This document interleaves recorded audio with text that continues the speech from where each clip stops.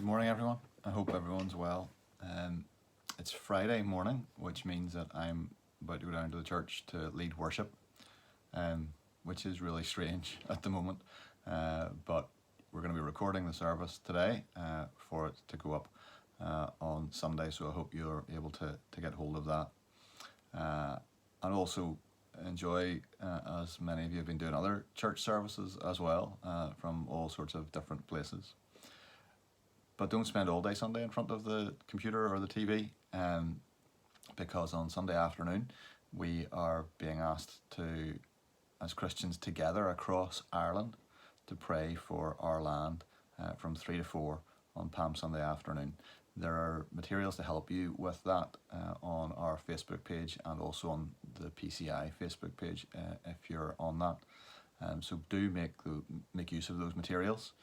And do pray for our land at this crucial time. I'm going to read from Psalm 131. O Lord, my heart is not lifted up, my eyes are not raised too high. I do not occupy myself with things too great and too marvellous for me, but I have calmed and quieted my soul like a weaned child with its mother. Like a weaned child is my soul within me. O Israel, hope in the Lord from this time forth and forevermore. I saw somebody put up on Facebook the other day that they were, it was the highlight of their day. They had just had the highlight of their day. They had just gone out for a walk. And that's it for most of us at the moment. That is the highlight of our days, just to be able to go outside for a short spell and get a little bit of exercise. Our ambitions about what to expect of a day have been reshaped by this whole thing. And actually that's what happens in Psalm 131. Psalm 131 reshapes our ambitions. The psalmist here is saying that he's no longer ambitious for himself. He's no longer pushy. He's no longer proud. He's no longer wanting to get everything out of life to the expense of his relationships and his friendships and particularly his faith. He's not pushing things and he's not demanding things anymore of God. He's not constantly like an unweaned child coming to its mother crying for milk, crying to be fed the whole time. He's not like that. Rather, instead of seeing God as someone that he can demand things of, he sees God as someone who he just wants to be with, just wants to be in his presence. Much like a child at a certain stage no longer demands things from their mom, but just wants a hug, just wants to be in their presence.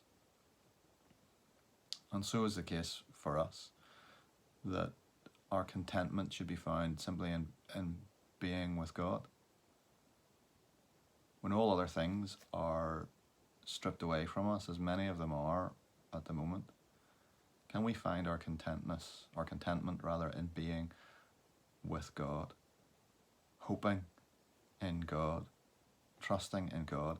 Is this a time for us to be forced to slow down, to appreciate simple things like a walk or a community hand clap or just a message from a friend or a phone call from a friend? Is it a time for us to slow down and appreciate those things and above all appreciate our God and who he is for us and what he's done for us? Is this a time for you to demonstrate to others where your hope lies, where you find your rest and your strength in these times? I really hope that you are looking to and trusting in him. I hope that you're experiencing something different about these days in a good way, along with all of the awful stuff that we're seeing on the news. I hope that you're experiencing the reality of God's presence with you and resting content in that and being assured of his surrounding love for you.